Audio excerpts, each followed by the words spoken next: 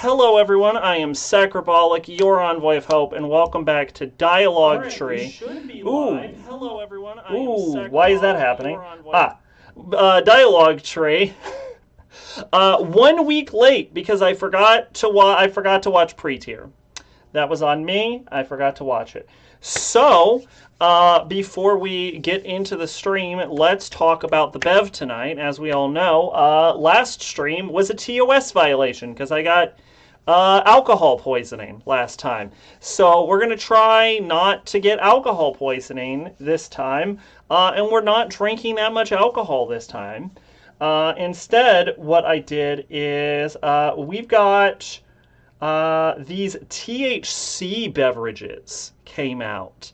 And I've never had THC before, so this is a Delta? I think this is called a Delta. I don't know. I think it's a Delta. You can't tell because the text is backward. But this is called a Delta. The flavor is blood orange. And it has 10 milligrams of THC in it, so that'll be fun. Um, I actually bought two of them. The other one is a pink lemonade. And so I looked into how much THC 10 milligrams is. And apparently, if it's like your first time, they recommend you start at. This is the general web search I found. Recommends you start at 5 milligrams of THC, which is a half this amount. But apparently 10 is enough for a nice high. For the average newbie pothead, I guess. So this should be functional enough, but apparently you can do 20. 20 milligrams is something you can do if you have like an established tolerance or something.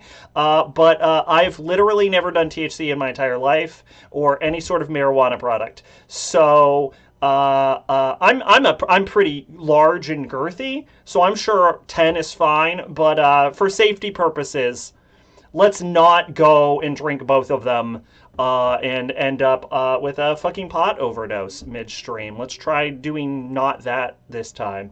The only other thing I think is that this is like a fucking seltzer water. So, well, it's 0 calories. That's pretty cool. So I think this is going to taste like absolute shit, but here we go. First sip. Let's go.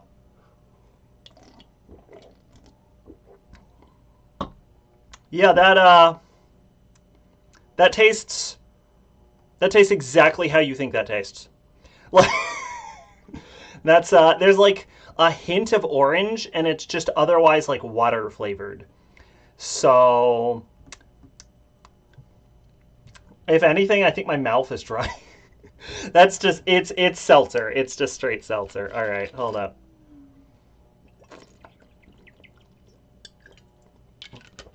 Okay, fuck. All right. So, what have I been up to?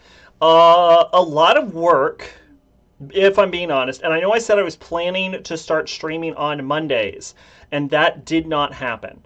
And I can assure you that for at least 2-ish weeks, that will still not be happening. But I am hoping to get some more time soon. So part of this is I managed to find some time in my schedule for actually streaming. But the problem is I'm pretty far behind on my anime backlog for the anime channel. Like I'm watching like week to week now, so it's like at a situation where whatever episode comes out on Wednesday is like the last anime I watched. And like every time. So I want to build up a backlog a little bit, and I will probably be able to do it over the next weekish, next week and a half. Because apparently my job told me that if I don't take my vacation days by the end of the year, I lose my vacation days. So I'm going on fucking vacation like starting tomorrow. And so you think that'd be a prime opportunity for more streaming, but really what I want to do is build up my anime backlog and then we can start implementing the streams on Monday idea that I had last time. So that's kind of what we're working towards right now. And that should be good. That should be I'm hoping to get like one down every day, but that seems hopeful. Gosh, I'm forgetting the word. It seems overly hopeful. I'll say that. I don't remember what synonym I'm looking for hopeful, but it seems unlikely. But I would like to try and get as much as I can done over it, as well as like other fun things that I haven't fully planned at. But yeah, I don't know. I want to do some shit this vacation. Maybe take a road trip or some shit. I haven't quite decided. So we'll see. This is like an orange soda, but like flat. Like there's no sugar in this at all. It's like there's nothing in here. Create, laugh, focus, or just unwind. Delta THC seltzers are the perfect way to find your vibe. Strength, light, moderate, strong. This is considered moderate. First time, we encourage you to start low and slow. I didn't realize there were instructions on this. Drink half of the can, wait 15 minutes, and evaluate. Sip for more vibes. Fuck that. We're going to chug the whole thing right now. We'll be sipping probably for the next hour, hour and a half, something like that, however long the stream is. Probably not fucking 4 hours like the last one where we went off on this old Eero Garo rant. But anyway, yeah, so we're starting to review some popular anime now again, as I do every November. For the YouTube channel, and the Garden of Sinners full set of reviews has come out entirely. So you can watch me shit on Garden of Sinners because it has almost no redeeming features whatsoever. Let's see. Anything else? No, I think that's pretty much it. I think I mentioned every important thing. Oh, Grandma Sack beat like fucking every Phoenix Wright game ever, I think. No, she's finished both Miles Edgeworth investigations, which I don't know if that happened last time. Apollo Justice and whatever the Apollo Justice sequel is, and she's like on like the final Ace Attorney game that's not like Great Detective. So shout out to Grandma Sack finishing everything. And that I think is the full recap. But anyway, yeah, I normally don't stream in December, but I am hoping to stream in December this year. But we'll see. We'll play it by ear because I haven't been very good at keeping up with it anyway. So, all right. That's, I think, the recap. I don't really think there was a lot going on with that. So let's go ahead and kick off into the first topic, which is a game I waited like 7 years for. Ba-ba-ba! Hollow Knight Silksong finally came the fuck out, and I played it. I would say I 100% of the game, but I'm not sure that's fully accurate. I did finish Act 3, and I did beat every non-Steel Soul boss, but I didn't bother to get like the speed running achievements or the Steel Soul stuff. I just played through the game, one and done. Let's talk about the elephant in the room. Is Silksong too hard? The answer is a little. It's a little too hard. I think Act 2 is probably pretty. I personally, I thought Act 2 was pretty easy, and I didn't have any real issues with Act 2. But Act 1, when you're like stuck with a lot of limited options and stuff like that, it can be a bit rough. And then you have like a lot of like abyss spam in Act 3 that like takes up the entire screen. So, and like dodging in like tight cornered hallways can be a little difficult, honestly. So yeah, it feels like there's a weird difficult, like it's like it like starts a high and then it descends and then it goes back up at the end of the game. It's kind of like a weirdly awkward. There's a lot of like things that people say contribute to the difficulty of this, which is like enemy health and all of the enemies doing 2 points of damage, and the weird diagonal jump that Hornet does, and the fact that she has to heal 3 masks at a time for a longer extended period of healing and needs multiple silk spools in order to do that. And it's true all of these things contribute, but genuinely I think the number one issue I had with this game that I think would have made it more bearable is I think every enemy in the game just needs 75%, no, not 70, needs 25% less health. Like, they're at like 100, if they were at like 75, it would be a lot more tolerable, because the real problem isn't like the damage or any of that or the healing. It's just things take so long to die that it kind of gets obnoxious at times, and it just becomes like a long grind kind of thing where the game especially because everything's doing 2 ticks of damage, it expects you to play basically perfectly for a very extended period of time because nothing in the game fucking dies, even if you're using your tools, even if you have like a max upgraded needle, it's just nothing fucking dies in the entire game. The last boss especially had way too much fucking health. So that fucking last lace fight, fucking goddamn. So yeah, I would say like the major complaint, I would say the one change I think that is worth making to Silk Song is everything needs like 25% less health. Hey mate, how are you doing tonight? What's going on? We're on the first topic already. You missed the recap. You don't even know what we're drinking.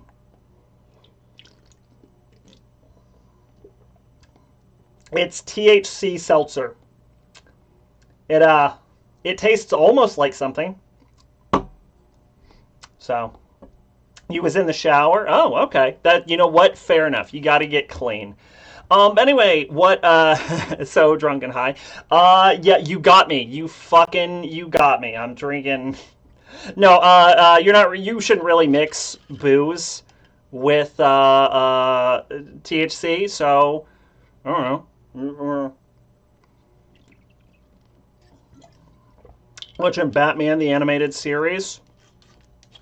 Yeah, I don't know. I've caught like an episode or two, but I never like watched that show. I think it was before my time, honestly. Um, but I've heard good things. I know it was pretty influential. But anyway, but yeah, for Silk Song, I honestly I wanted to love this game like I loved the original Hollow Knight, but I just didn't.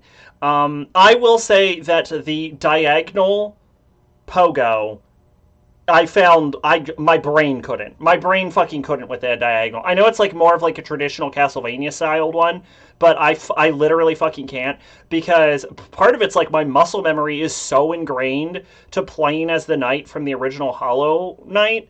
Especially because I actually finished Path of Pain, that like I fucking was I couldn't. So when I got the first crest to swap to a down pogo, I swapped to a fucking down pogo immediately, which was like Wanderers, because I saw a thing online where it's like, you want the original pogo? And I'm like, God, I want the original pogo.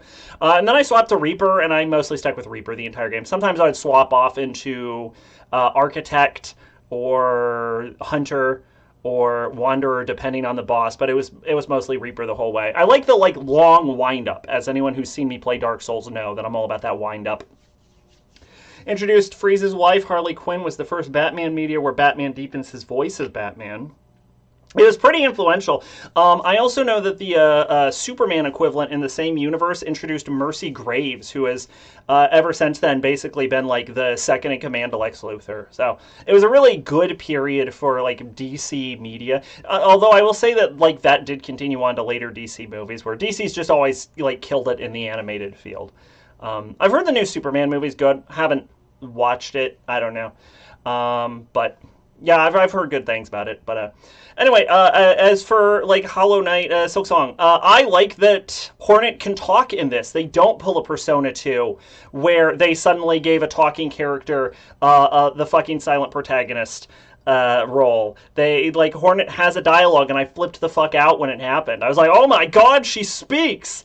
And you know, thank fucking god for that. It really does add character. And frankly, this is controversial, glad we as gamers are moving away from silent protagonists, because really everything has been done with silent protagonists, and no one's favorite character in a game is a silent protagonist outside of possibly the ones that took it to a degree in which it like borderline became parody, like Byleth from Fire Emblem, or fucking the main character of Fractured Butthole, where they like call out that it's really fucking weird that you never talk to anyone. But like other than that, I'm glad we're moving past silent protagonists in games. So I might watch the new Batman Adventures, which is set in the same universe as Super animated series, but that's not really the same show that I'm watching. Maya and Innocent Sin, yap, Maya and Eternal Punishment. Yeah, exactly. I'm glad they didn't do that. I've seen people say Gordon Freeman is the best video game protagonist of all time. Gordon Freeman is a contender for best video game protagonist of all time if you include the Freeman's Mind miniseries, which is not canon and has nothing to do with Valve in the slightest. It's a good series though. It was by the Stop Killing Games guy. It was like his like whole series. So people have joked that when he finally finishes Freeman's Mind 2, they'll actually release Half-Life 3, which I've heard is actually possibly ramping up in development. So who fucking knows? But as someone who never finished the original Half-Life, I also don't really care that much. I would be excited for everyone else, I guess.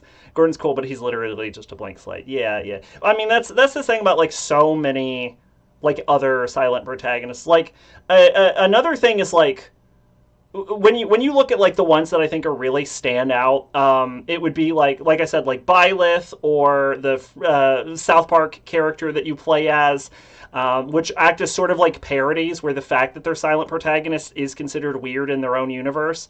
Or I'll give it up to Link just for the sheer icon of the character, but also there's like 500 different Links and he has varying degrees of personality, so he almost like sort of doesn't count. And I will say that Red from Pokemon is pretty iconic, but it's worth noting that I don't think Red would be a memorable character if he didn't appear as a super boss in like 12 other games where his silent protag vibe just comes off as fucking aura. Because like if he wasn't in other Pokemon games past that, no one would give a shit about Red. Like, let's be real. Like, no one's gonna be like, oh my god, it was the main character of one. No one fucking cares. Like, does anyone give a shit about Gold? That's my point. There you go.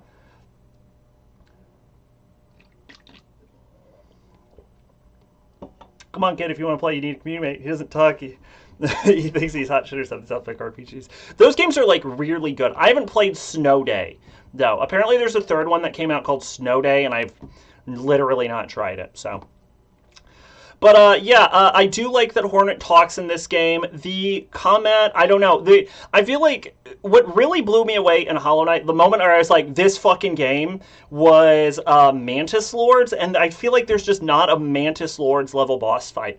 Like, my most enjoyable boss fights in this are like the first two Lace fights and like Skull Tyrant of all things. I had a pretty good time for. But I don't really feel like any of the bosses in this like really stood out or grabbed me. I got every ending for this game, including beating Grandmother Silk while cursed. I thought it was going to be a pain in the ass, but it actually kind of turned out to be easier than I thought it would be. So, who fucking knew? But, excuse me. Also, I don't know, something about the environments in this game. I mean, like, the art style is still fantastic. I like the aesthetic of it. But the environments in this game were... It's got, like, the brown and gray issue is the problem of, like, more modern RPGs, like Western-styled RPGs. It's got that brown and gray problem where everything is sort of monochrome. So even though I can appreciate the, like, artistic talent that went into the environments, there was just so much more color in the original Hollow Knight, whether it's like the Crystal Caverns or the Green Place or whatever. It's a game in 2008 to 2016. Yeah, it's kind of like that. There's like reds when you're in lavas and stuff, and like it's offset by like whites and golds. But the problem is, like, if you compare the color palette to this game with like the whites and the golds and the grays and the browns and the like dull oranges for the lava sections to like the all of the different colors you get in Hollow Knight with like the pinks from the caves or the like popping oranges. I will say the Lifeblood section in this game does add another color to it towards the end. Oh, and the blacks from the Abyss. But like Hollow Knight as a whole was just sort of like more vibrant and stuff like that. I also kind of didn't like the crest system, or not the crest system, the like tool system in this game, because there is a differentiation between the colors of the tools, between red tools, blue tools, and yellow tools. And it always felt like everything was trying to monopolize your blue tools. And a lot of times I was just like struggling to figure out what to do with the yellow tools. Like it usually ended up going to like wall grabbing or like silk anklets with an occasional flick on of the compass. That's right, I play the game without the compass a lot of times because, as I've said many times, I oftentimes don't need it. I can just navigate the environment like that. It doesn't help me that much. As long as it doesn't have the same palette as Spec Ops: The Line. I have I have that game, but I have not played it to completion. It is on the list of one of the things I really want to do. But yeah, I mean, so it's good. I mean, the game is good. The story's interesting. I like Hornet. I like the NPCs. It's just like, and then there's like this like quest system in the game that really doesn't add anything. I'm currently playing through Xenoblade 1, and fuck, man, a quest system can really fuck your game up. Like, obviously, Silksong's not nearly as bad as Xenoblade as far as like quests go, but yeah, I don't know. I genuinely wanted to love this game, but honestly, like with Silksong, I think my problem is like I felt like no real aspect of it performed at the same level that I came to love from Hollow Knight. So it's a good game, but I genuinely, and it's not just the difficulty of the game. It's like everything. Like it's the soundtrack's really good. The soundtrack's really good. The soundtrack might be better than the original Hollow Knight, actually. But that's like a debate versus like strings versus what was Hollow Knight piano? That's like strings versus piano, I think, is that debate. So you can have that whatever you want, but like, yeah, I mean, it was a solid game, but certain aspects of it are annoying. Oh yeah, and groups of enemies attacking you. This game has like a mob problem. That's another issue. Like every boss summons like 300 different little minions into the fight. The boss I died the most to was probably Sister Splinter, not because. Not because I had any trouble with Sister Splinter herself, but because of the fucking Splinter Barks she summoned were fucking menaces. Just absolute demons. And yeah, everything else, fucking Moorclaw or whatever the fuck, I fucking demolished him.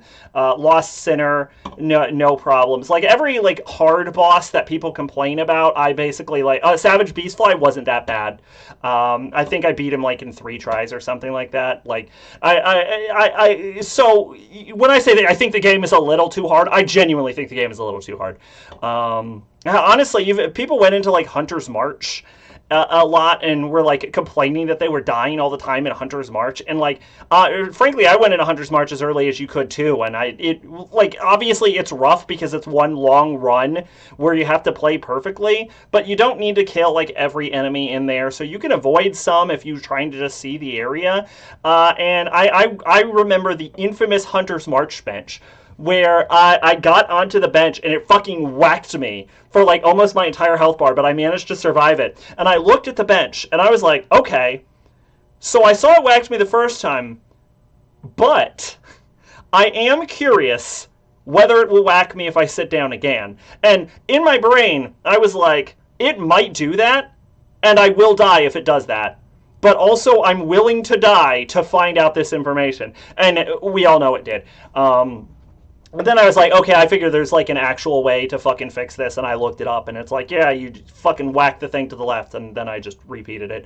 And then I was really disappointed that there was nothing fucking in there. I went through all of Hunter's March, and I got basically no reward at the point I was at the game, so that was fucking good. But yeah, no, like, Silksong was enjoyable. I like the ending. I like that there's like more or less a definitive ending to Hollow Knight, where we know what Hollow Knight ending is canon, and it's the most pain in the ass one to get. But like, yeah, I mean, it's and the deliveries. I've heard people complaining about the deliveries because it's like, oh man, I can only get whacked 3 times. It's like, bitch, try delivering that fucking flower in Hollow Knight. Just shut the fuck up. It's so much easier to do the deliveries in this game than it is to do that fucking delicate flower run in fucking Hollow Knight. And I did all of those. So, yeah, get the fuck out of here. Local GameStop had a copy of Hollow Knight for months. It's pre-owned, and they want like $45 for it. Yeah, I wonder why it's been there for months. That is crazy, because you can get it for like $15 on Steam. So, I think Hollow Knight is a fantastic game. Honestly, it probably is worth $45.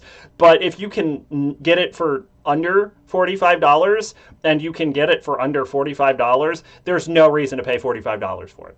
Especially pre-owned, so it's not like Team Cherry's getting your $45.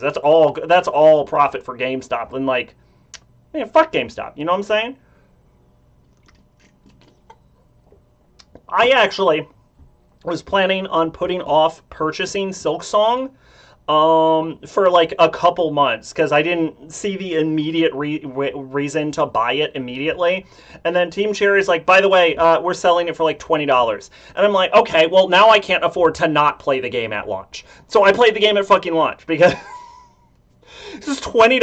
Are you fucking kidding me? But yeah, so I wanted to love it, but I just kind of regular liked it. It really did feel like a pretty universal step back from Hollow Knight, unfortunately. But yeah, there's hints at other DLC. I don't know if they're going to be free like the Hollow Knight DLC was.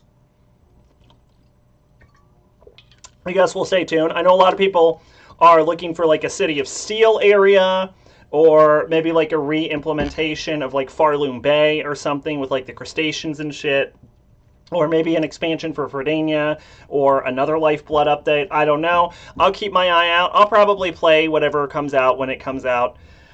But till then, I'm pretty well done with Silksong. There's like one boss that's like fucking Steel Soul exclusive, and I'm not doing it because I don't fucking want to.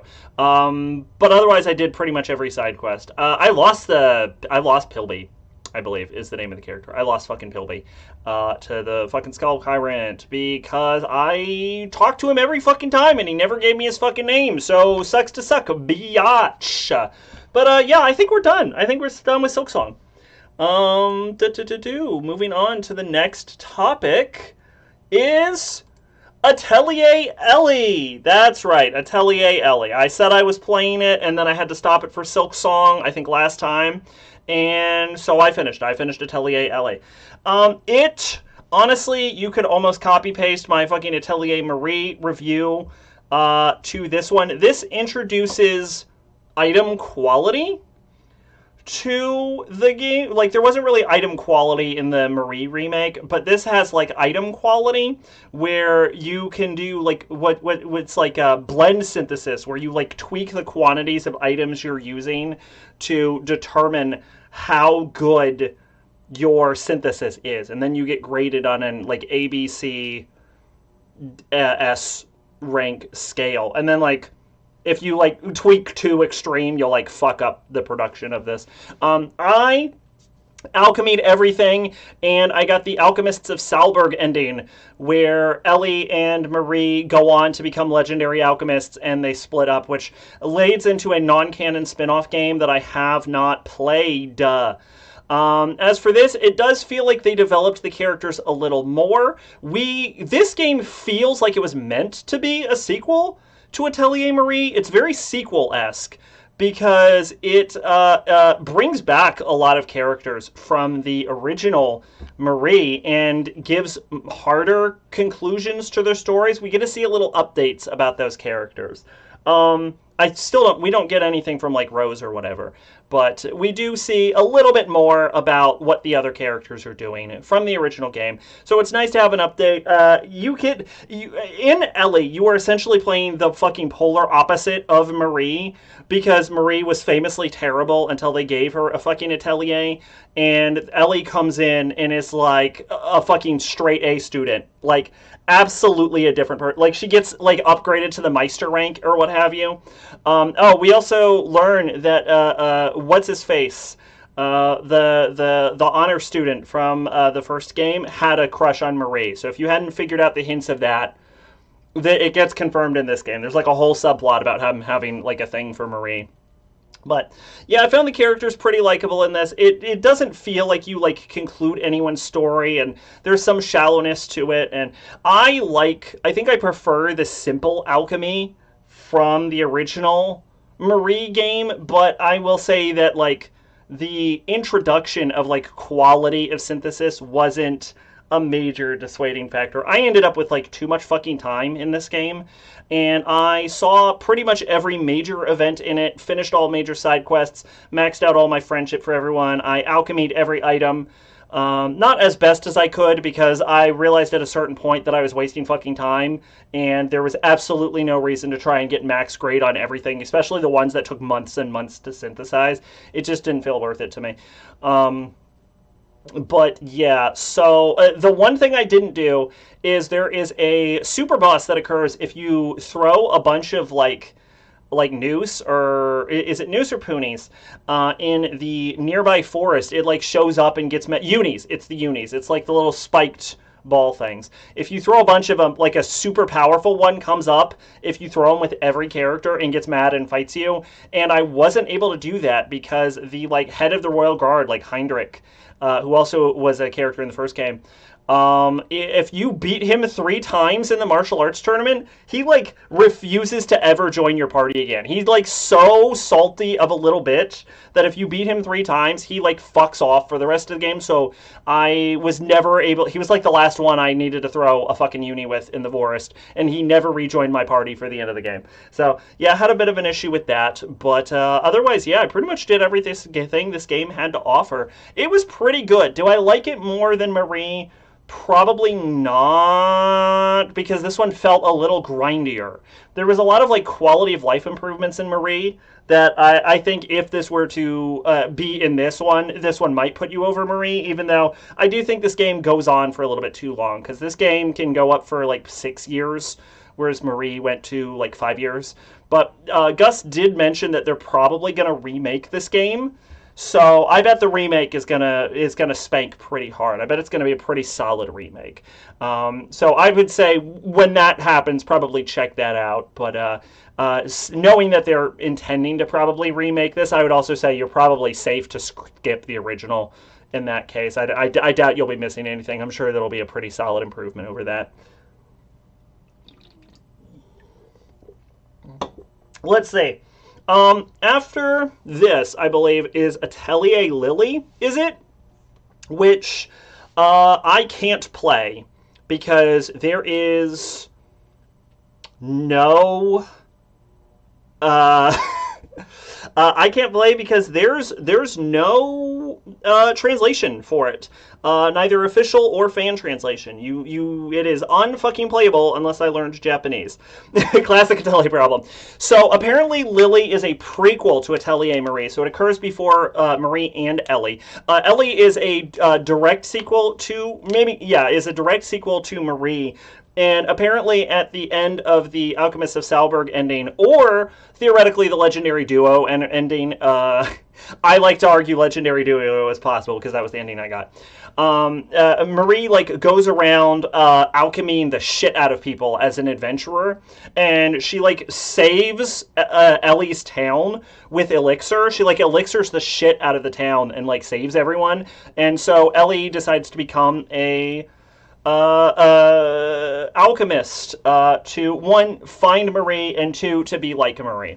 So she's like heavily invested in emulating Marie to the point where she actually lives in Marie's old atelier for the game. So it is the same atelier, the building, the literal building, from the first game. And you can actually get Marie in your party, and it is a long, involved quest that involves going to a different town, fighting a fucking sea serpent, and talking to a lot of people, a lot of times, and making friends with a bunch of people. It is a fucking quest line. And then even once you've done that, you're not done, because then you need to like get really high friendship with Marie, and then even then you're not done because you have to do a whole, I think, romance subplot with the guy from the first game. Excuse me. And then even then you're not done because you need to manage your admiration for Marie stat, which the game does not show you unless you're on New Game Plus, by saying the correct lines through the entire game to show how much you love alchemy. And then even then you're not done because you need to figure out, this one's the craziest one, you need to figure out how to get a cutscene with Ellie and Marie where Marie asks Ellie, what is alchemy? That is the key. The problem is, I think, single guide that exists in English in this entire game does not tell you where you go to unlock this cutscene, nor at what time of year to unlock this cutscene in a game that lasts for 6 years. And the journey to the actual location takes, I'm not fucking with you, 2 months in one direction.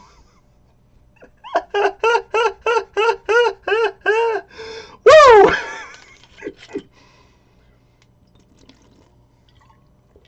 fucking hate it when games don't show the goddamn relationship points. The original Fate Stay Night doesn't do that unless you have a mod. If you go to New Game Plus, it shows you. Actually, it shows you your relationship status no matter what, but your admiration for Marie stat is different than your friendship with Marie stat. It's a different, and it doesn't show you that unless you're on New Game Plus. But fuck that. I used a guide a lot. This was a guide game. The problem is, like, Atelier is a good series, but one, it feels like it takes you 5 years to beat, even though it's like a 10, 12, 15-hour game usually. And two, the other issue with Atelier is it's one of those games where, because there's a time limit, I feel the need to look at a guide the entire fucking time. So I don't, like, fuck up, and so I, like, alchemy everything properly. And the guides aren't good. I assume when I get to Ryza, the guides are gonna fuck pretty hard, but the problem is, considering this franchise was slowly dying post-Marie, up until Ryza came out, I am just fucking, it is a fucking nightmare.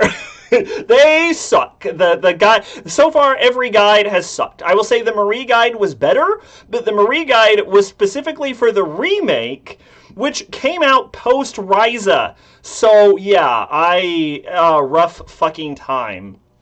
But anyway, Lily is apparently a prequel, which I assume has to do with the teacher, which is what's her name? Iris, I think. No, Hermina.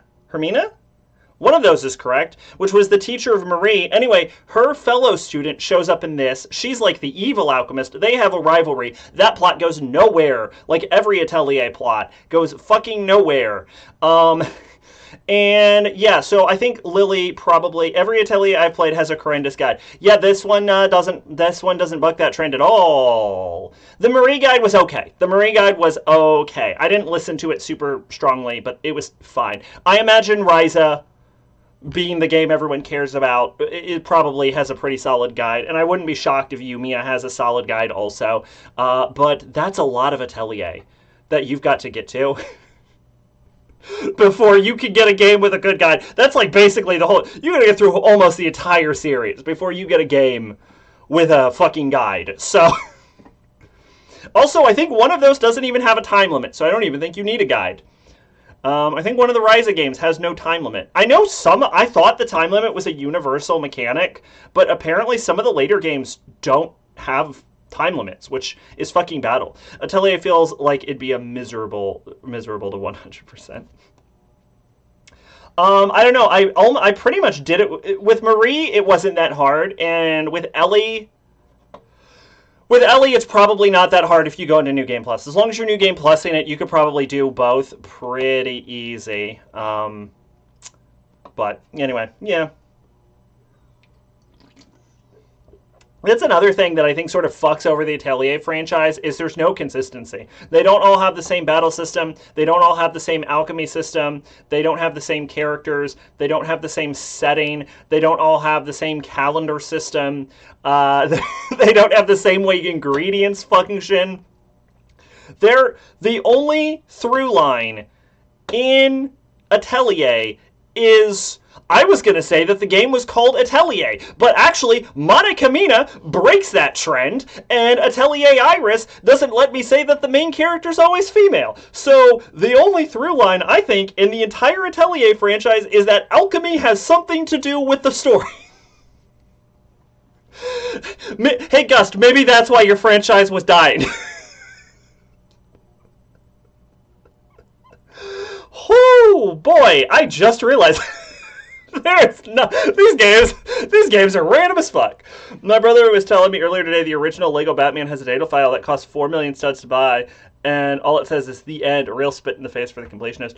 In the original GameCube versions of the Star Wars Lego set, there's like 4 million ones, but it doesn't say the end. It is like a skin. It's just like a really expensive skin for your characters. Which skins in those games have fucking like purposes, like they have separate special abilities, but they're like the ghost ones, I think, are the expensive ones, so it's like, ugh, not really worth it. Usually in those Lego games you can just ignore the last ones, but Anyway, yeah, Esha and Logi let you play as a guy. So yeah, isn't Atelier Iris also a guy, or is it Monica Mina? That's a guy, or is it both? Anyway, regard. Also, from what I've heard, there's basically no reason to play as the guy in that game. So, woo! That's what I've heard. That's what I've heard from the Atelier fandom. Anyway, yeah. After what is the Atelier series after this? I know it's Atelier Lily, which is a prequel, which I think actually doesn't have anything to do with the teachers, despite the fact that that would be the only justifiable reason to have a prequel to Marie. I actually think I was wrong when I said that. I can't spell Atelier right now. It's on screen. It's maybe I am high. I don't feel high. I don't know what being high feels like. It's pretty up to your preferences. I don't know if it's up to your preferences. It sounds to me as though there's no reason to ever play the guy. Series. There's 27 mainline games. So let's see. Marie, Ellie, Lily, which is a Salberg game. And then after Lily is Atelier Judy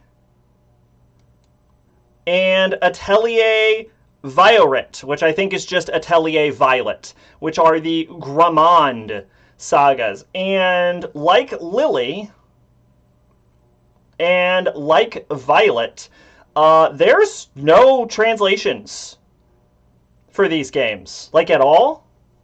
There's no, you can't, like, not even fan-made ones. You just straight up cannot play these two games.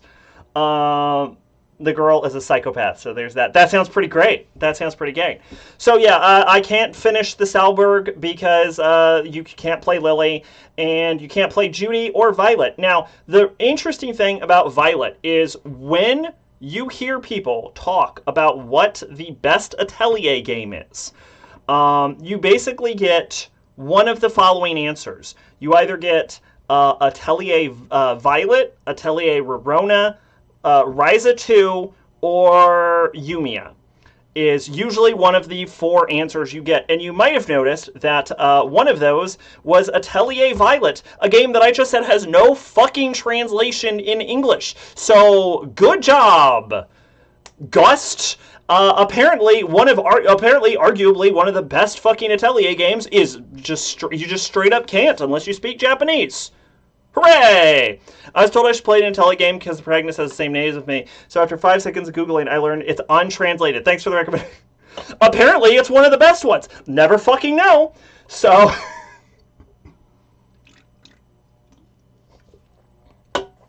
So anyway, hopefully Gust keeps remaking shit. Although I'm pissed off at them because their Steam page says, hey, by the way, we're going to stop supporting Windows 10 for our releases. And then I'm like, oh, thanks. Yeah. Considering like Windows 11 has such a shit adoption rate because it requires the fucking security chip in your computer, I'm going to get like locked out of fucking Atelier unless I slap a fucking security chip and upgrade to Windows 11 once whatever the new game comes out is. Actually, I won't be able to play the Ryza remakes. Speaking of Atelier, can you believe they're making a fucking Ryza remake? Like, I know they've been doing like the DX versions, and I'm fine with those because a lot of the other earlier games are like really hard to get a hold of, and I like the quality of life upgrades. But Ryza came out like. It's a really easy game to get a hold of. The fact that they're already doing it is fucking baffling and annoying, considering I own the DLC for Ryza and I own Ryza. So apparently I have to rebuy it to get the deluxe versions, and I'm gonna do it because it's gonna be easier than playing the original. But I use Windows 11 at the library and the UI sucks. I will say this: I have a laptop.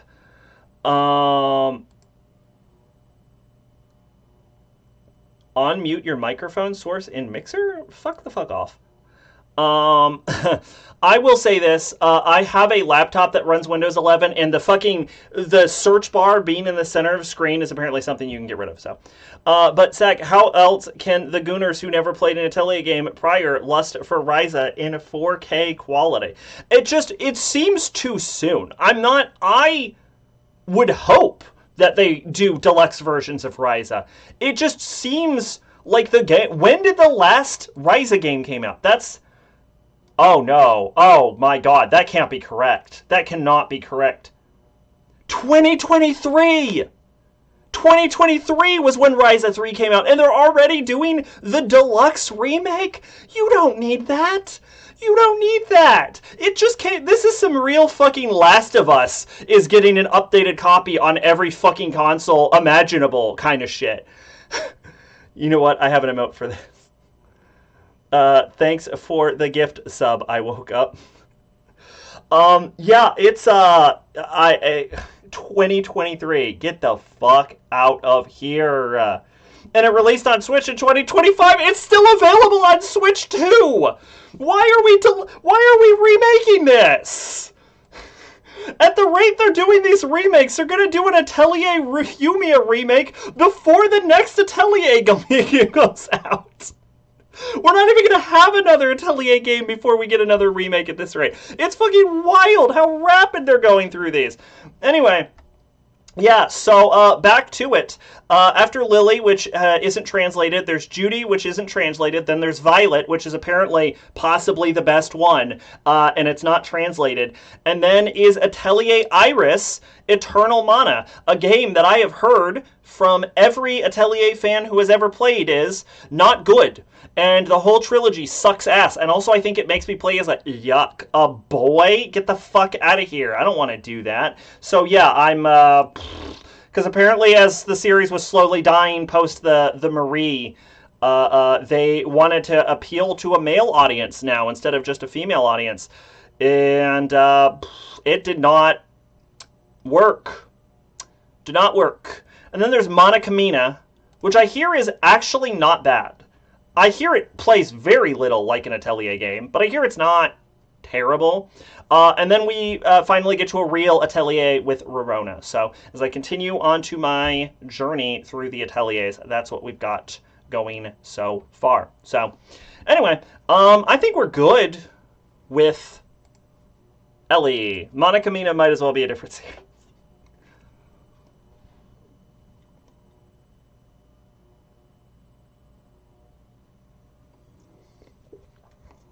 Now, I'm gonna be real with you.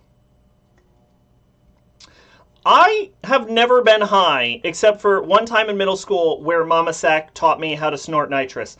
But I am feeling nothing. Now, here's the thing. It's been 48 minutes and I've been sipping at it.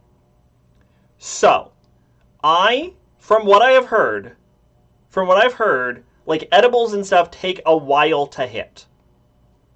So I am tempted to get the second can. But I'm going to be cognizant and aware of the fact that maybe it hasn't hit me yet. Maybe it hasn't hit me yet. So we're not going to get the second can yet. Here's what I'll say. I don't know how long this stream is going to go on. Probably not very long, honestly. I don't think we have a lot of topics tonight. But I will say that if we hit the hour-and-a-half mark, I think that's reasonable. Is an hour-and-a-half reasonable? I should look this up before I do this. I was going to say, if we hit the hour-and-a-half mark and I'm still feeling absolutely fucking nothing, maybe I'll get the second can. Because right now, nothing. There's nothing. There's nothing. You know what? This is going to be the most entertaining thing we're doing the entire stream. How long should I wait? How long should I wait before drinking more THC? I will say from my experience being with friends with a stoner, after an hour 20 of accidentally eating a huge pot brownie, he was literally shivering and freaking out. He was fine before that. Well, you're not supposed to eat an entire brownie. From what I know. From what I know, you're supposed to eat only half. So, but you also said accidentally. So, according to the AI that is summarizing, which I don't trust, the answer is 60 to 90 minutes. But, oh, here we go. Let's go Zentopia. Yes, I'm over 21. What's it matter? What's it matter for this specific question? Shut the fuck up. I'm gonna read this as fast as possible. Shut up! I don't need a discount. THC drinks. Average onset time is 15 to 60 minutes. The duration effects are 2 to 4 hours. Okay. Okay. So yeah, so if anything, I would say hour 20 probably. 15 to 16 minutes, a gradual wave of relaxation and euphoria begins. The highest fully developed 1 to 2 hours. Okay. Yeah, so I'd say about hour 20. So about 40 minutes. If in 40 minutes I still feel completely unaffected, I'll go to my fucking refrigerator. We'll bust out the fucking pink lemonade and we'll get even fucking higher. But I'm gonna give it a second. We're gonna be cautious with this. We're gonna ease into this. I'll also have to get more vodka because I'm running low on vodka. But okay, I think we're done with Ellie. And we are moving on to TV shows. I watched the first 2 seasons. You have water? Hell yeah! I watched the first 2 seasons of Smiling Friends. I watched the pilot before it got like fully serialized. And then I've been lately seeing like so many clips from it. I always like meant to watch season 1, and then I've been seeing so many clips from it now that season 3 is airing, which I have not watched yet. Excuse me. Probably wait till it's over. That I was like, all right, fuck it. You know what? Might as well watch the first 2 seasons. I would say that Smiling Friends is a show that is charming. And I guess in that regard, I like it, but it's like a mellow kind of like, is the weird thing. Like, I don't have strong feelings from it. It's not like laugh out loud hilarious. There's like a weird sense of realism and like chillness to it that it has a really down to earth kind of feel for a show where everything is fucking crazy and anything can happen at any given time. It's weird in that regard. Like I said, it's an enjoyable experience. This is what I imagine is like pot TV.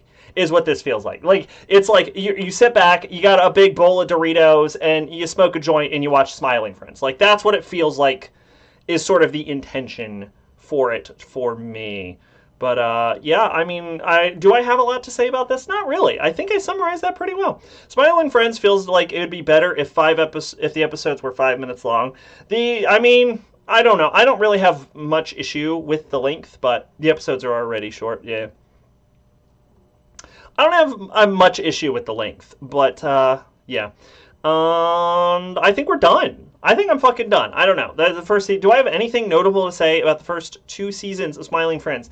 I like the episode, the season 1 finale, where they go to Brazil. I like the season 1 finale where they go to Brazil. The entire episode is just at a fucking airport? That's pretty fun. It feels like a drawn-out YouTube video. It does feel like a drawn-out YouTube video. You're not wrong. It was like specifically one of those like animation channel comedy things. So, but I don't know.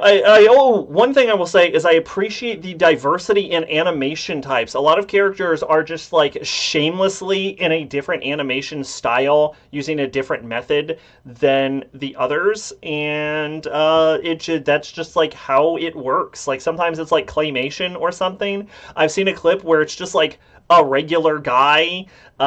Sometimes it's like 3D animated. There's no like real consistency, but it sort of in a weird way like adds to the charm of the world. Like I said, it's a charming series. I don't necessarily know how much I like it. Like it might be like a 6 out of 10, but it's like a weirdly endearing 6 out of 10. So I guess it's a 7 out of 10, but with a strange chilled, mellowed vibe. It's weird. I don't know. I am like looking at this fucking poster of this goddamn show, and I'm noticing that there is what appears to be a red planet with a sideways ring, which I have to imagine is Uranus.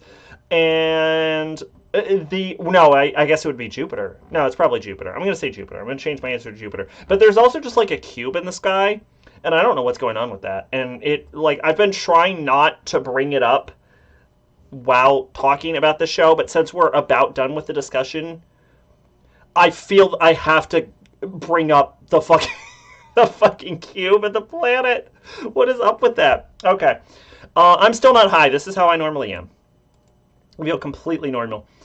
Moving on. Album time. Okay. We've hit the music section. We all know I am a master of music. I listen to music all the time. I'm the biggest music fan you've ever met. That we all know that simple fact. So, in my determination to go through famous rapper discographies. I already hinted at this. I decided it was time to go back and re-listen to the discography of one Kanye West. So starting off with The College Dropout. Y'all, let's get something out there. Kanye West has basically fried his brain by not taking his bipolar meds and then possibly getting allegedly hooked on nitrous by allegedly shady LA dentist. And then also there was his mom dying and then the divorce. And his wife stole his copy of Akira, like the manga. Like she stole his Akira manga copy and he almost got arrested trying to steal back his copy of Akira. So Kanye's been going through it. And then he decided to just really crash out very publicly, where he threatened to, in music video form, murder the boyfriend of his ex-wife, and technically then still wife, but very quickly became ex after that. Then he became a Nazi. He became a Nazi. And there's really no place to go from there. It's the problem. Then he made a music video called Hail Hitler, which is a lot less about hailing Hitler and more a very long, drawn-out cry for help. But the problem is I think people tend to ignore your cries for help when you name them Hail Hitler, is the issue with that. And then you play Hitler speeches in the background. Like, I got what he was saying, but, like, most people aren't going to dig past the fact that, like, it's Nazi imagery is the problem. Maybe don't use Hitler as a metaphor for self-destructive impulses. Anyway, so the point is Kanye West is kind of going through it, and he kind of sucks right now, and it's really hard to defend him. So a thing people will do is they'll go back over a now controversial artist, and they'll pretend that they were never good to begin with. You see it a lot with like J.K. Rowling in Harry Potter, where everyone's like, "Oh, Harry Potter was never good," but like I think the problem is that it actually was. Like it's an issue with like I'll acknowledge J.K. Rowling fucking sucks. Fuck J.K. Rowling, but like, man, Harry Potter's pretty fucking good though, is kind of the problem. And so I would like to come in here and say, hey, Kanye West is a Nazi. No one should support Kanye West. Fuck Kanye West. And you know what? His first album, The College Dropout, wasn't even good. But dog, I can't. College Dropout was so fucking good, dude. I'm so sorry. It was really good, though. It was. I wanted it to not be good, but no, it was fucking great. It was such a good fucking album. It like opens with God. What was the opening track of this? I would be able to tell you anytime except for what I'm trying to say right now. I could sing the song for some reason, but nobody wants that.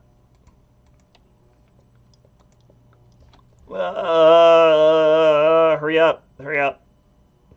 Track listing. We Don't Care. God, yeah, it comes in with like We Don't Care. We've got Jesus Walks on them. Honestly, I have heard Workout Plan like 100 times, and if anything, I think Workout Plan is like, one, it's the song that doesn't like sonically fit in with the rest of the album. It's got like sort of like a different sort of like feeling to the sort of like somber, we finally made it, but we're like crawling through the mud kind of vibe that the rest of the album has. It's like the one like silly one, and it just sort of like stands out in the middle, and I don't think it really adds to the whole thing. It's a fun video, which means I guess it works as far as like a single goes. But like Workout Plan feels like the kind of single that was added to sell albums, if that makes sense, and not necessarily a song that feels like it belongs in the album necessarily. This also has the song Through the Wire, which is a very famous Kanye song, where after he got into his car accident, his jaw was wired shut. And so he ends up delivering the rap through this song, literally through the like wire that is like running through his jaw. So that's pretty good. Also, if you have not heard the last track on the song on this album, Last Call, it is also it's very powerful because it shows Kanye exploring his like history and how he got to where he was, like coming up as he was like working through like being a producer for Jay-Z and getting noticed, and how his like record deal like backed out on him at the last minute. So yeah, it's a good album. I'm sorry. I wish I could say it wasn't a good album. It was a really good album. It was so good. It was so fucking good is the problem. Okay. We are moving into the next one. You'll never guess what this is. It's da-da-da-da. It's Kanye West Late Registration. Late Registration has a sort of the opposite tone, I would say. Not really. It's a complementary tone, I would say, to like the College Dropout, where College Dropout is sort of like, we're finally making it. Late Registration is like, I made it!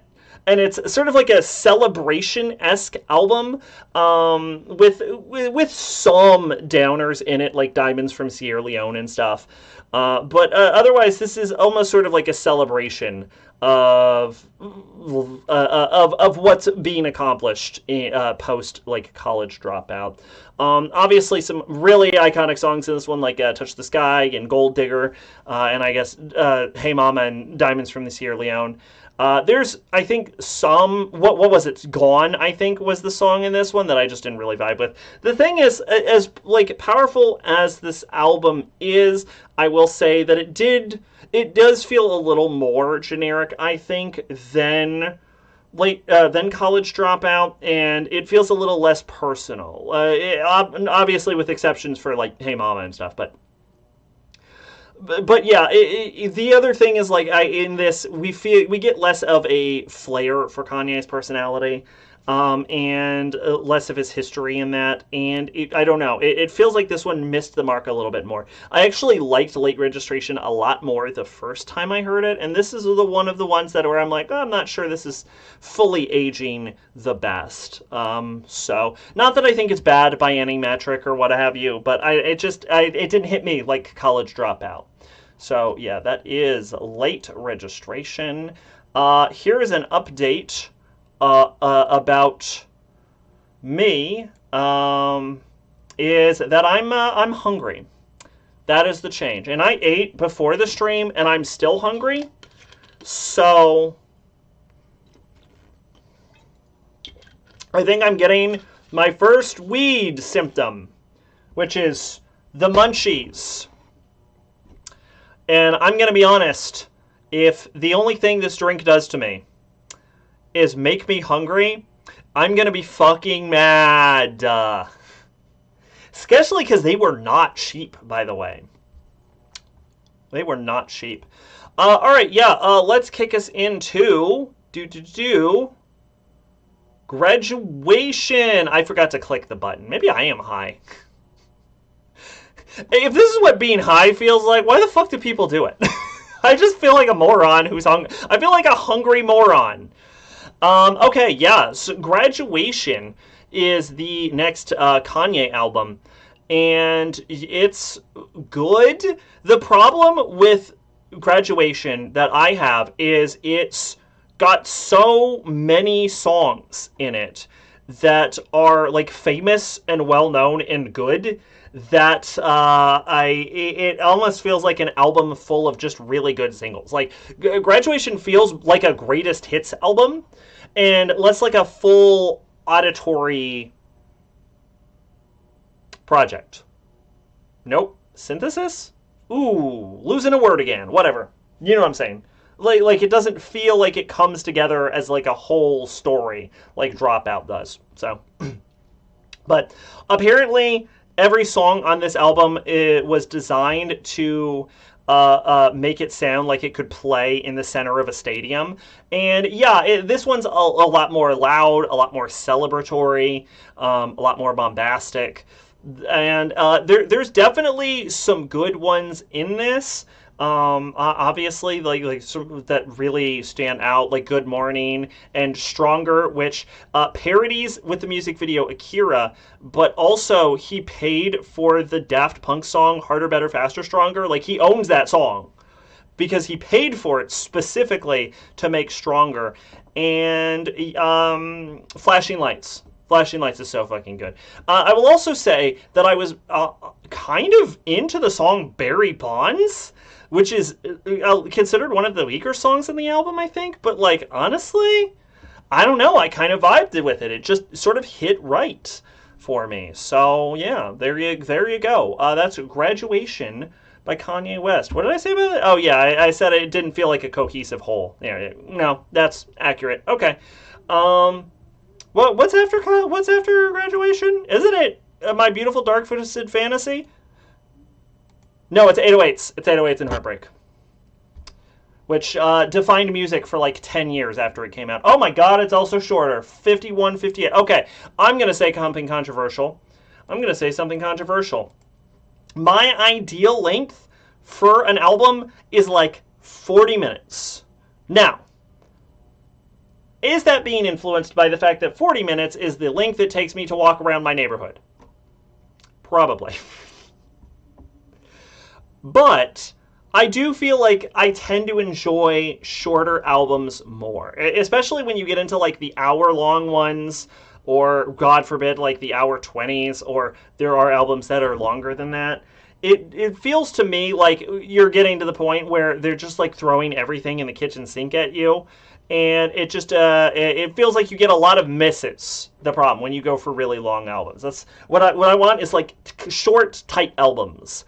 Of probably like 10, 12 songs, maybe somewhere like that. Like that's my ideal album length. All right, next up, we're heading to the podcast portion. The Adventure Zone versus Dracula. I finally finished Dracula, Fat Taz Dracula. How does it stack up? This is one of the better Adventure Zone seasons. They've been on a bit of an upswing with Steeplechase, I will say that. And yeah, I think I mentioned this before, probably, where it's just like, it's sort of like a gothic horror thing, where they bring in a lot of like old, famous gothic horror characters, Frankenstein, the Wolfman, technically not gothic horror, but fucking stick with me. Like Van Helsing, Dracula, shit like that. And it's like this adventure of like this priest, monster hunter, and a rich woman. No, it's oh fuck, what is it? Oh, it was Dungeons and Dragons. That's right. Yeah, they returned to D&D for versus Dracula, I think. Yeah, I'm pretty sure it was D&D. Pretty sure it was D&D, or was it Fate? No, it was D&D. It was D&D. Yeah, because Fate was Blades in the Dark. Yeah, it was a return to Dungeons and Dragons, which they have not done since I want to say Graduation. So, which people did not enjoy, or was it Graduation? I think it was called No, it was the Travis game that everyone hated. There was one hilarious moment in it at the end where we find out like Dracula's like trying to mind control a bunch of people to reproduce a song. And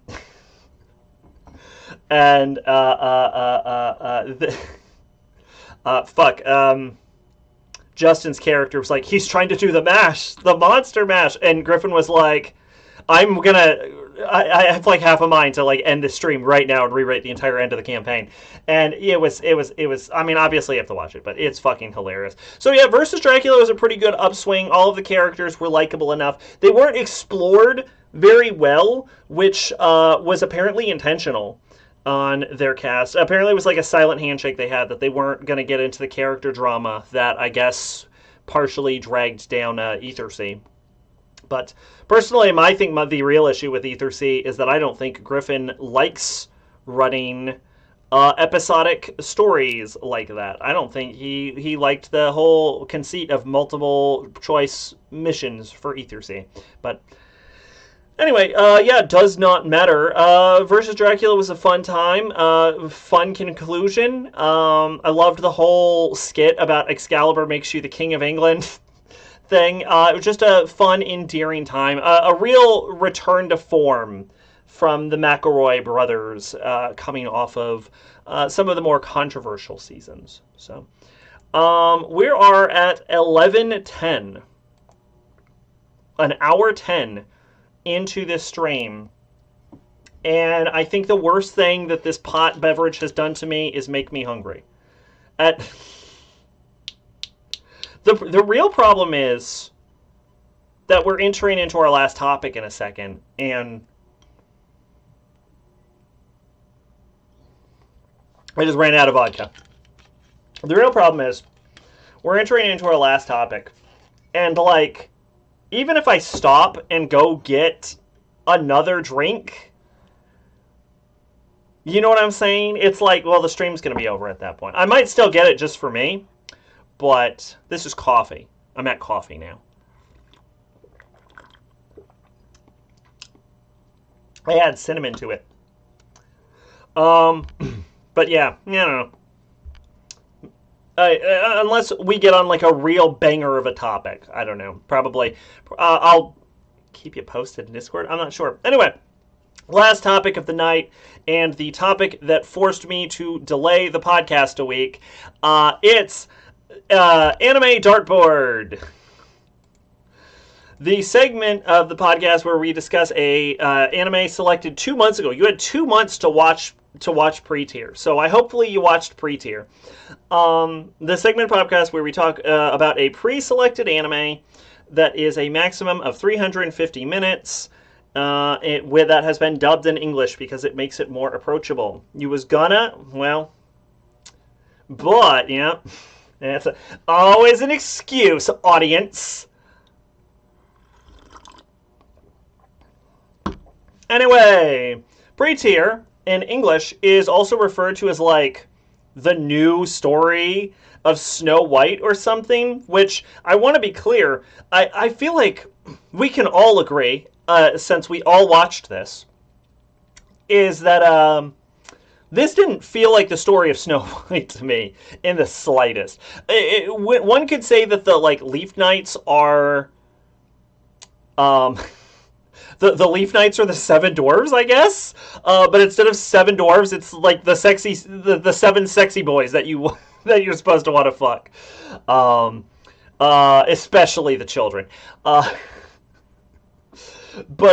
no. I can't be the only one that's like, this is Cinderella, though, right? Like, this is Cinderella. But instead of a glass slipper, she becomes a magical girl. Which is like which is the story of, you know what, fuck me, it was just Cinderella. Yeah, it was Cinderella the whole time, except there was no evil stepmother, because I can't be, like, so who else expected the stepmother to actually be evil? And from the first episode where she's sort of, like, chastising her, we're like, well, she's definitely evil, and then she just sort of turns out to be a bit of a hard ass, but, like, a loving and caring stepmom. I also liked the take they did where the stepmom was, like, super into the dad. So they have, like, this nice, loving relationship in the background. I thought that was pretty interesting. One of the sisters just fucking hates her, but I think that comes along pretty good towards the end there, where we see that she does care at the end. I thought that was kind of nice, too. Oh my god, that fucking plot twist with what's his face like swapping sides in the middle and being like, I love the main villain. That was fucking crazy. And let's see, do. Oh, another thing is like, who else expected the princess to be her mom? Like they introduced her mom. I don't. They introduced her mom, and they're like, "Yes, my mom is dead," and I'm like, "Oh, that's the princess for sure." And then like, no, like not at all. That I think the biggest plot twist is that like the evil princess was not her mom. That's the twist was that she wasn't the mother. But yeah, what else? I actually wonder if this had some sort of influence on Madoka Magica. I don't know if anyone else got a sort of Madoka vibe from this, but yeah, the especially like the depression arc towards episode 6. I when this started, I wasn't expecting a depression arc. Now, granted, I think every magical girl anime um, in history has a depression arc. Every action magical girl anime has a depression. Actually, I don't know if there's a depression arc in Nanoha. Is there? Is there a depression arc in Nanoha? I don't think so. I don't. No, there is. Yeah, there was a depression arc in it. Yeah, so I think every magical girl anime has a depression arc since the beginning of time. From Cutie Honey to whatever the last magical girl anime that came out was. Gushing over magical girls? No, that was like 2 years ago. Whatever. Who fucking knows? But yeah, I don't know. I guess I just wasn't expecting that to happen, and they sort of leaned into it as it continued. The same general like dour vibe to the end of it. Like I said, it's sort of reminiscent of Madoka in that regard, but like delivered in a completely different way. And I would argue not as good, not as effective.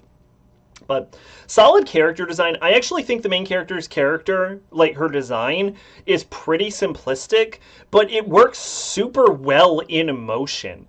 And it's like super distinct. Depression in a magical girl series either gets you Minako brushing Usagi's hair or mountains of men.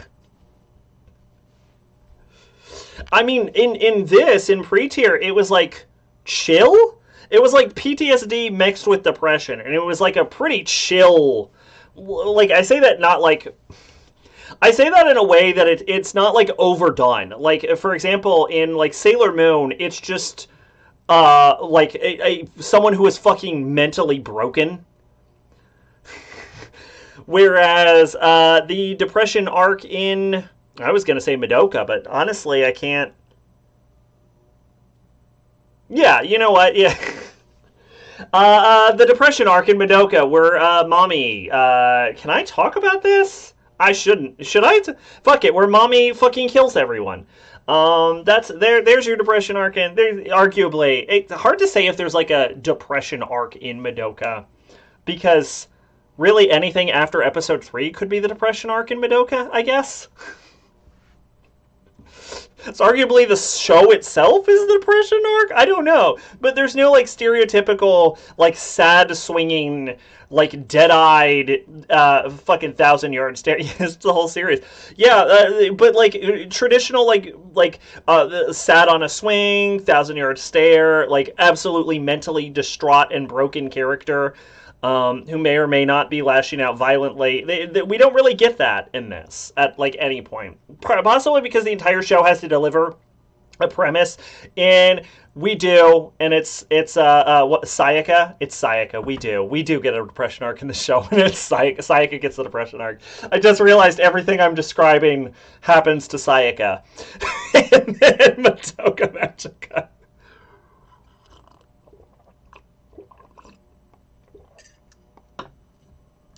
The thing about Madoka Magica that most people don't understand because they don't watch enough magical girl anime is that when you take into account things that occurred before Madoka Magica, Madoka wasn't that unique.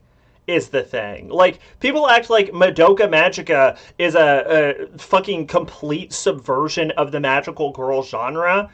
It's like, it's just like a slightly dark magical. Like, they took the magical girl formula and instead of dialing it to 11 like people claim, he like dialed it to like a fucking like 9 or something. I can't say a 10 because Yuki Yuna is a hero is way fucking worse than Madoka. Not as good. Not as good. In fact, it's like a total ripoff. It's just like the Yuki Yuna situation. It like as bad as you think the situation. If you have not seen Yuki Yuna as a hero, if as bad as you think the situation is for the girls in Madoka Magica, the Yuki Yuna situation is worse. It is. Those girls were fucked. Just fucked.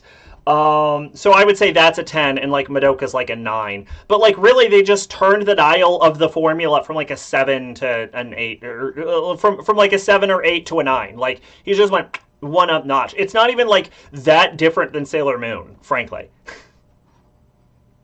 In fact, statistically speaking, more characters survive Madoka Magica's first season than survived the end of the first Sailor Moon season. So, I would call it a subversion. I call it an average Gen Urobuchi story. Honestly, it's far tamer than its usual shit. No one fucks a Shogoth in Madoka, that I remember at least. Honestly, the problem with the Madoka series is there's so many fucking spin-offs that at some point in one of the spin-offs, someone probably fucked the Shogoth. I'd be shocked if it wasn't true. I would be absolutely fucking floored if in one of the spin-offs no one fucks the Shogoth. Madoka's one of those series that got so many spin-offs that like the story is like actively worse if you're like someone who just watched the source material, because it like started as an anime and then it's like, what if we make 1,000 spin-offs, and now you're only a real Madoka fan if you know all the spin-off shit. And I'm like, why the fuck? I don't care about any of this. Fucking like Naruto, it also has that goddamn problem. Anyway, yeah, pre-tier, like I said, enjoyable, but not revolutionary. I think it has a really unique dour tone to it, but I don't really find it, I don't know, all that appealing. What did I give it? I think I gave it a 6 or something. Maybe it got a 7, I'm not sure. Persona 2 Innocent Sin did the ending of the first season of Sailor Moon, just not as good.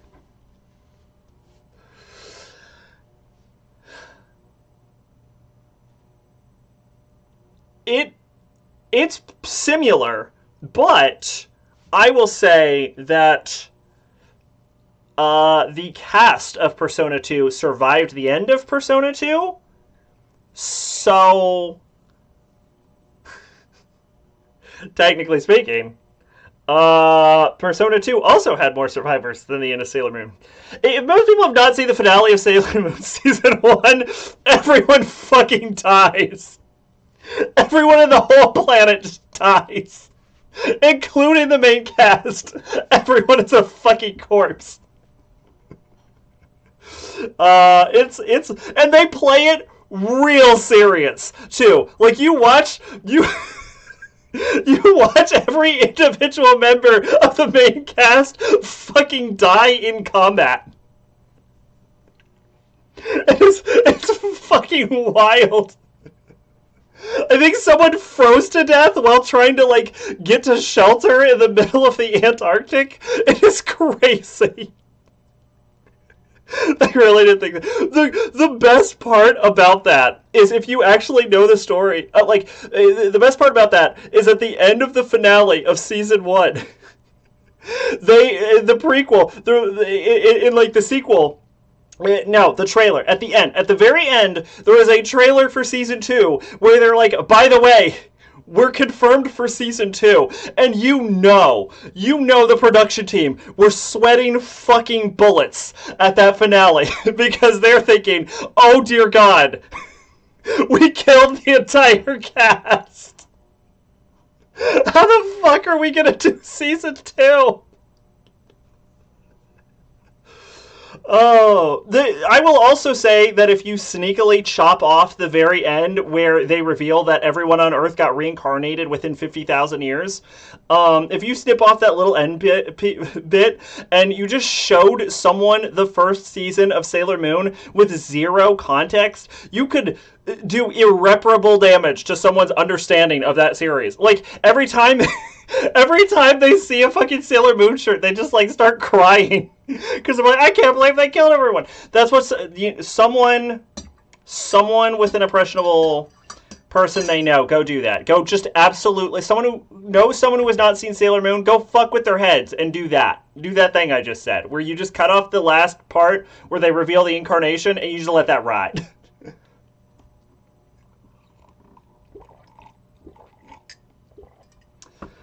If Eternal Punishment continued to rip off Sailor Moon R, it'd be a better game. R is the Neo Crystal Tokyo arc? See, I would like to say something about that. The problem is I don't remember what happens in Eternal Punishment, which I think speaks to your point. But how would you do that in Persona? That's a really cool Persona concept, actually. Like, your character's future self shows up, and it's like, you need to come to the future. Only you can save the future of Neo Tokyo. Only you can save the future of Neo Blasted Tokyo.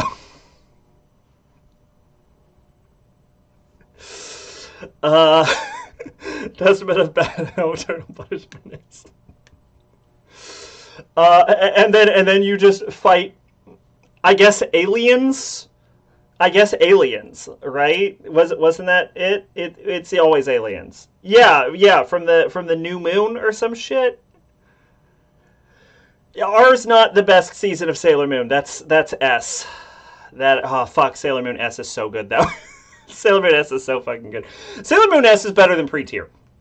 I think all of this is better than pre-tier, although Super S is not better than pre-tier, which is the Dead Moon Circus arc of Sailor Moon. That is worse than pre-tier. And as I have once said, Dead Moon Circus is the worst arc of the original 90s anime, and then when they remade it with Crystal, which would be Sailor Moon Eternal, those movies were also fucking bad, because, as I once mentioned to someone, there is no saving the Dead Moon Circus arc. It's just kind of bad. So yeah, pre-tier is better than the Dead Moon Circus. High bar.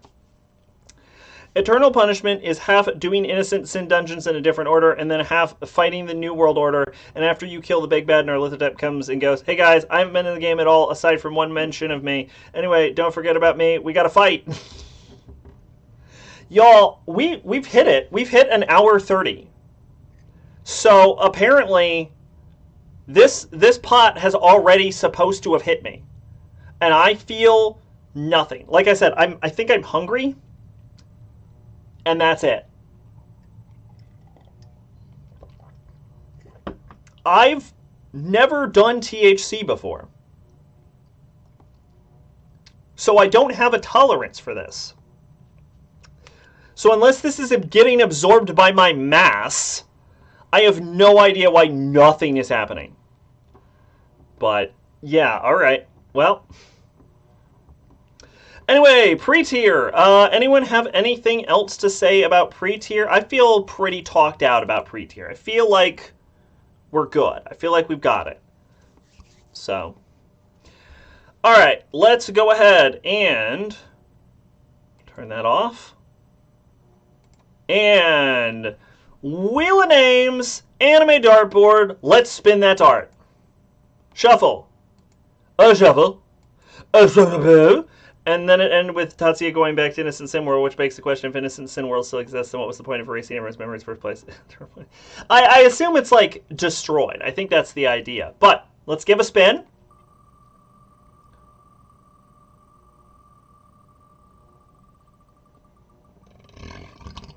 Excuse me. Oh, shit, yeah!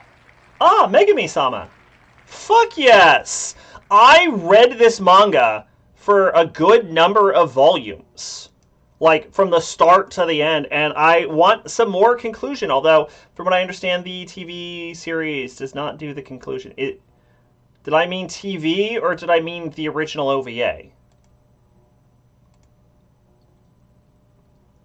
I meant the original OVA. Ah, Megame-sama, or Oh My Goddess. It is, but Tatsuya is like, we can rebuild. And I'm like, well, if SMT is anything, go. I know you. When college student Kiichi Morisato dials the wrong number while ordering for some food at his... While ordering for some food, I guess you can write that like that. At his dormitory, he accidentally gets connected to the goddess hotline, and a beautiful goddess named Belldandy appears out of a mirror in front of him. After getting kicked out of the dorm, Kiichi and Belldandy move to an old shrine, and soon afterwards, Belldandy's sisters Erd and Scold move in. I've seen the TV show, but not the OVA. I've read the manga. Okay, this dropped in. This is by Studio AIC, who made Date Alive, which is a novel adaptation. That Thing, which I've been meaning to watch for years and have never gotten around to, which is a novel adaptation. I Really Want to Fuck My Sister. That Thing. Amagami, Special A, Seta no Hana Yume. I read the manga for that. Yankwae, the Persona 4 animation. There you go. Mikan Ki. Mikan Ki is actually secretly good. The problem is, it was created by a hentai artist, and it's a little too obvious at times, because it has one of the few cast of female characters where I would say the women's boobs are too big. Like, they're like unattractively large. Like, one of the characters' boobs are so big, I swear you could fit an entire person inside of them. And what's interesting is not just like personality-wise, but like boob size. The most interesting character outside of the main character, which they develop pretty decently actually, is the flat-chested one, who I think is also the main love interest. So it is baffling to me that they have decided to inflate everyone's chest like a fucking balloon. Anyway, so they've done a bunch of like romance. Is that Blue Gender? No, that's Now and Then, Here and Then. That's one of the earliest isekai series. But yeah, so they did a bunch of Sora no Tishimano is also surprisingly good. Like romance. What is Candy Boy? I was gonna say boobs being too big is common in anime, but I'm not attracted to boobs, so I guess I can't speak in anything with function. Yeah, but like it's they did Bubblegum Crisis.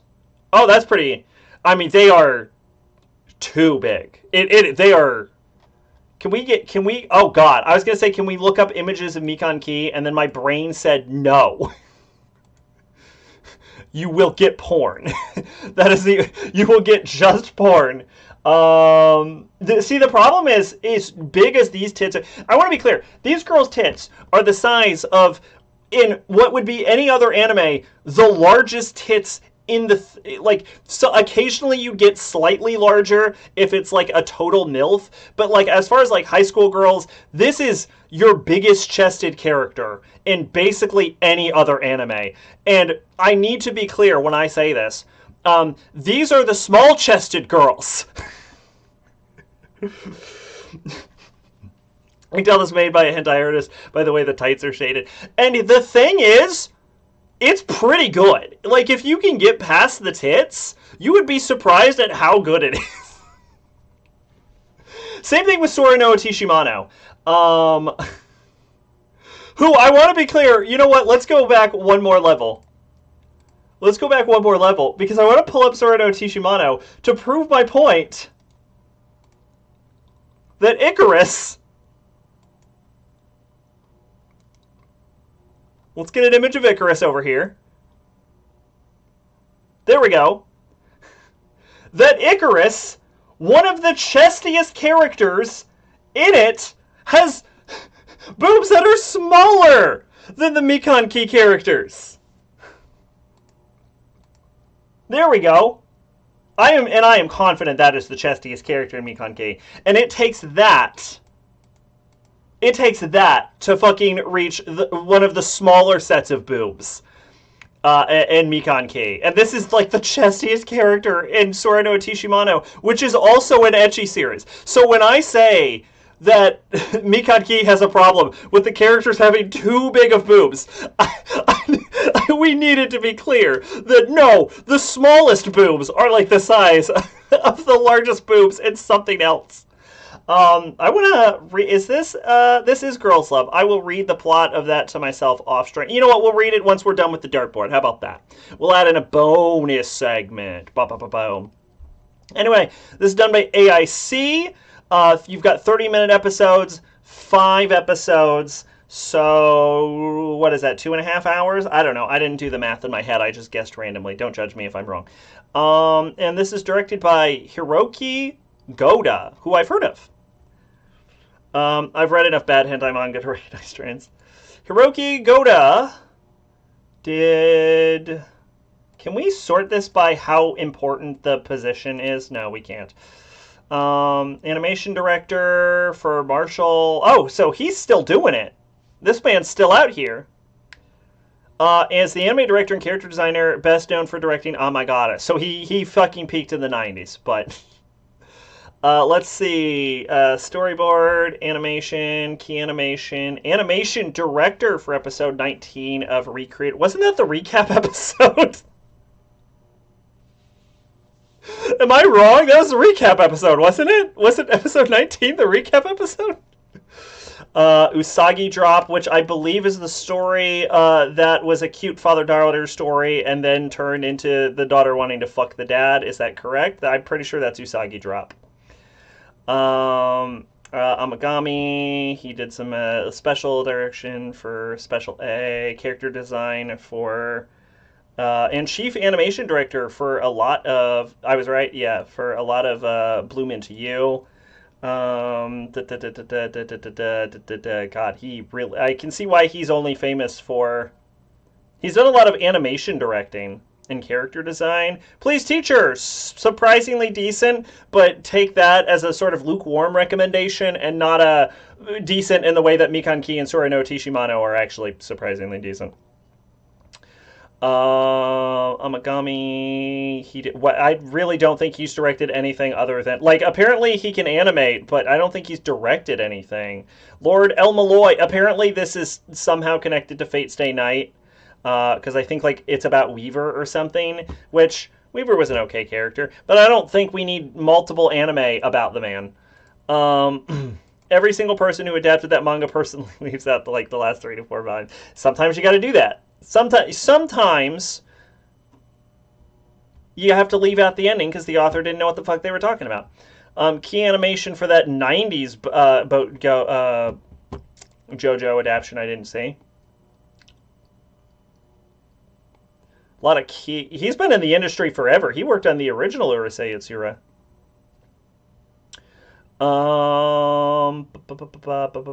I really think he's... I think he always directs Oh My Goddess, and I don't think he's... He directed episode 8 of Bubblegum Crisis. Wasn't that the last episode of Bubblegum Crisis? Okay, so he directed the worst episode of Bubblegum Crisis. Did character design for Please Teacher. Was Please Teacher based off of a manga? What was the source? Oh, it was original. Okay. I never watched Please Twins. Has anyone actually seen Please Twins? I never watched this. No one's seen Please Teacher. Why the fuck am I asking you guys? You don't fucking know.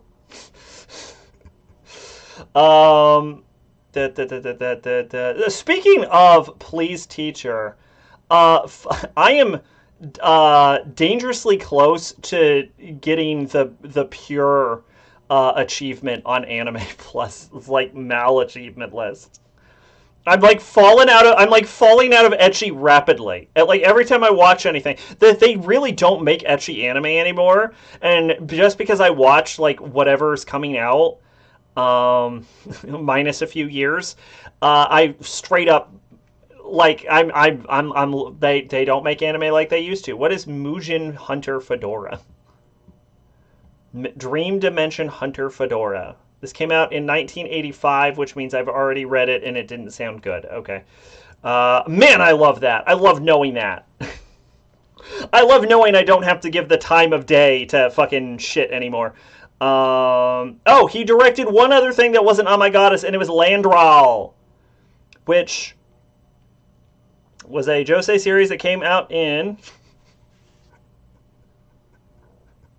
I'm outraged. I'm outraged by the principle.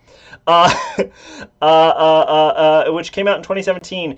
Siscon, Powerphobia, son of General Lucafort, son of a general, Wither Crown, fourth in line for the succession. The titles, accolades, expectations, respect, and envy for DX Luxifort keeps coming, but all he wanted to do was win Marion's hand. Landral follows DX, his sister Lon, and his bodyguard / brother Rocco as they leave their home in the countryside and brace themselves to take on whatever their famous last name brings on.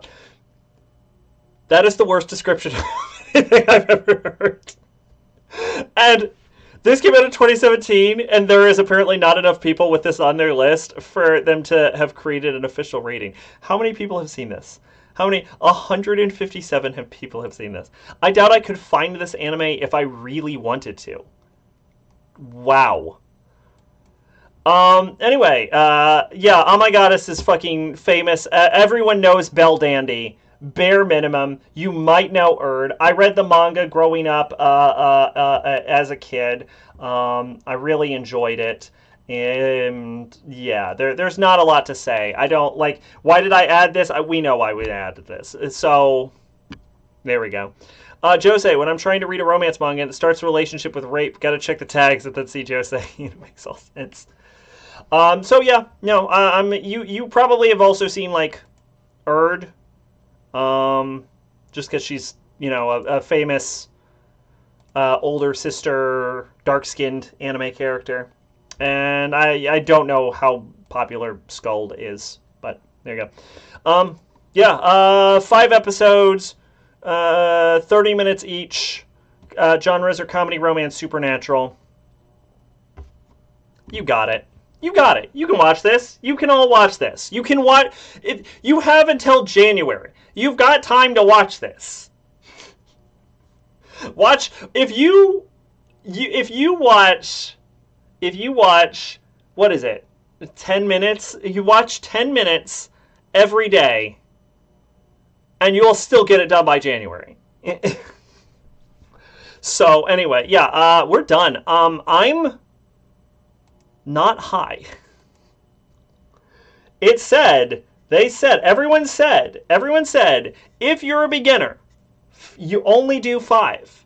And this is 10. And it says on the back, drink half the can if this is your first time. And it did nothing to me. Absolutely nothing. We're almost 2 hours into this, which is apparently where I'm supposed to be reaching peak high, and I am feeling nothing at all. I'm wondering if they forgot to put the pot in the drink, frankly. Like, unless this is what high is like. In which case I'm always high? In which case I'm always high. Because there's no change. I might be hungry and I feel like I might be gassy. So that's it. That's what I'm getting.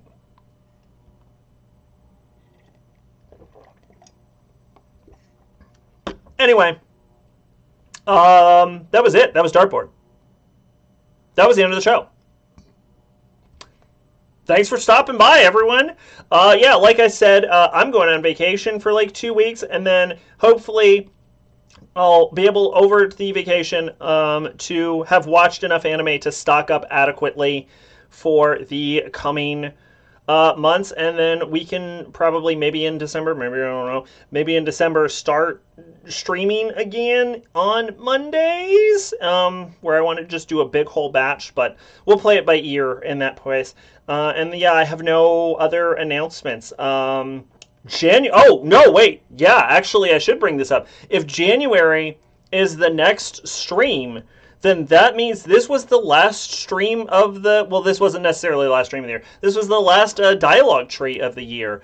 So that will bring us to January, where the 4th, it appears, is the next stream. January the 4th is, I guess, the next one. And I'm going to confess something, that the big thing is after that is the Video Game Awards.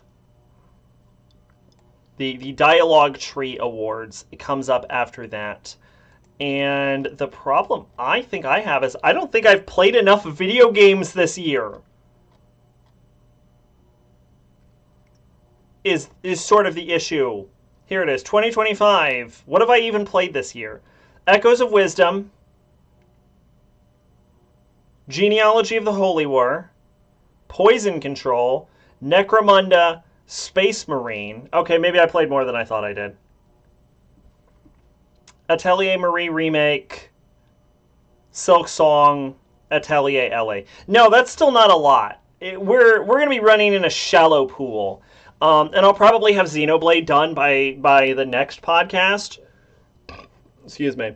So I need to, I don't know, I need to throw a monkey wrench in there, honestly. I need to play some short, good games. So I guess before we go, if anyone knows any short, good games, I guess drop them either in chat or Discord. So I can like slam out a couple of them before the end of the year, or before the next podcast, and we run out of time, or I'm not going to have enough game categories. You're just going to be seeing the same games in every award because I didn't fucking play anything this year. But anyway, yeah, other than that, I think that's the full recap. Thanks for stopping by, everyone. I've been Sacrabalic, short and good. Short and good. That it would be the idea. Yes, correct. Where the fuck is Twitch? There you go. Yeah, I've been Sacrabalic, your envoy of hope, and I will see you whenever the fuck next time is.